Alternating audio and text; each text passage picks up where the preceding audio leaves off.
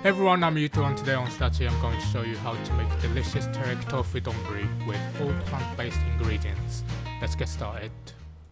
First we're going to wrap 350 grams of firm tofu with kitchen paper and microwave it for 2 minutes at 600 watt to evaporate some excess moisture. While we wait for the tofu to cool down, let's prepare our teriyaki sauce. Grab a small bowl and add 2 tablespoons of soy sauce, 2 tablespoons of mirin, 2 tablespoons of sake, 2 teaspoons of sugar, and half a tablespoon of garlic paste or grated garlic. Mix it until the garlic is evenly distributed and then set it aside for later. Next, heat a pan on medium and add drizzle of oil, add 50 grams of bell pepper and 50 grams of sliced Japanese leeks or just regular leeks. You could also add your favorite vegetables here. Keep an eye on them and fry them until they're slightly charred, but while we wait, let's prepare our tofu. Here it is after microwaving. As you can see, it's dried out a bit. I'm just gonna cut it into 12 cubes. I recommend cutting large cubes so that it has a bigger surface area.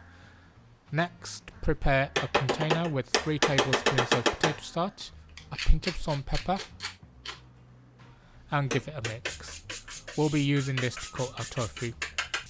Okay, let's check the vegetables. These are looking nice and charred, so for now, I'm just going to transfer them to a plate.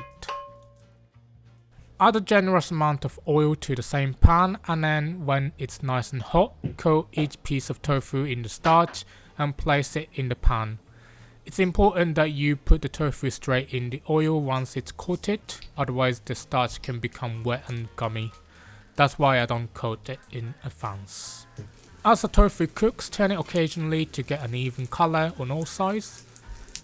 The starch not only makes the outside lightly crispy and nicely colored, but it's also gonna help the sauce stick better later.